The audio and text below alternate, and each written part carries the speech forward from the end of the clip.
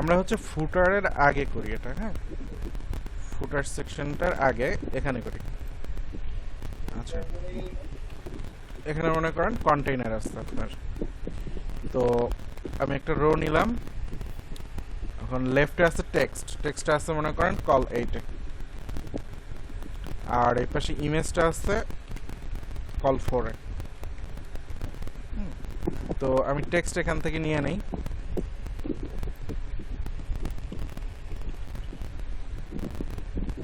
টেক্সটটা চলে গেল। এবার হচ্ছে আমি এখানে ইমেজটা নিই,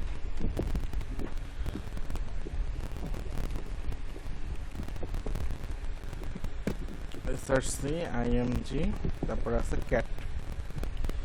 ইমেজটা কিন্তু বিশাল বড়, আমরা যদি একটু রান করি দেখেন, এই যে ইমেজটা অনেক বড়, অনেক বড় বলতে 1920 পিক্সেল, ফুল হোয়াইট, ফুল এইচডি।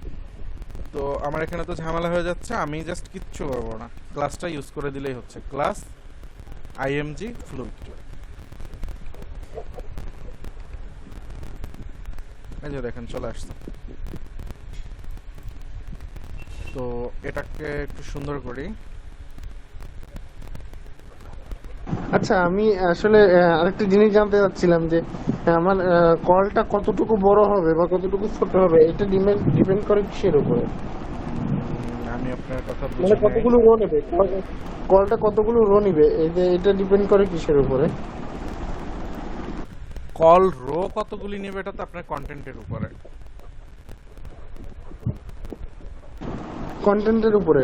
হ্যাঁ, রো কয়টা দিচ্ছেন মানে রো মানে হাইট কতটুকু নিবে ওটা হচ্ছে টোটালি আপনার কন্টেন্টের উপরে। যেমন মনে করেন আমি এখানে এখন যতটুকু আছে দেখেন ইমেজ বরাবর আছে, বাট আমি যদি এখানে টেক্সটটাকে ডাবল করে দেই,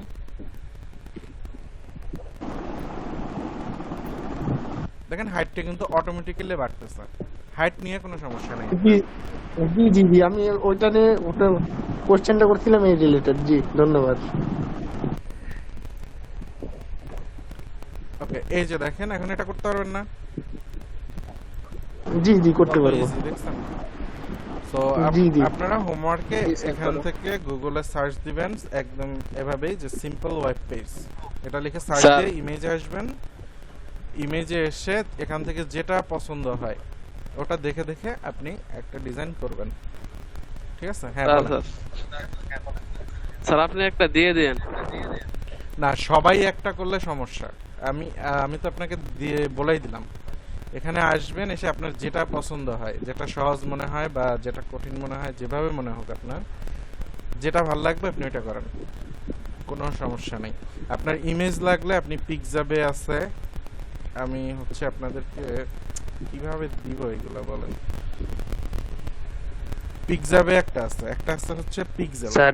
এই লিংকটা কমেন্টে দিয়ে দেন, এই মিটের কমেন্টে দিয়ে দিলে আমরা কপি করে নিয়ে সেভ করে রেখে দিই। আচ্ছা, এটা হচ্ছে পিক্সেল।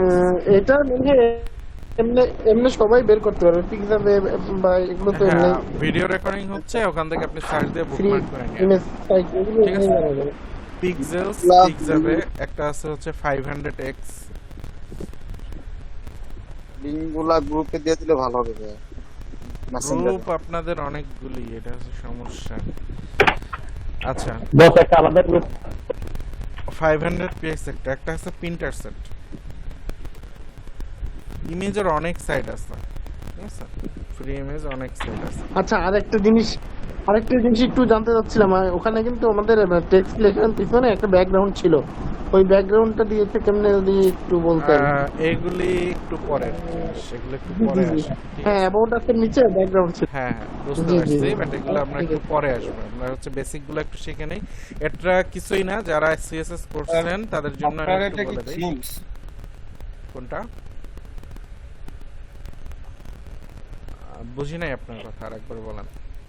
স্যার আমি বলতে চাচ্ছি যে আপনি যে এভাবে সাজায় নিছেন আপনার এটা,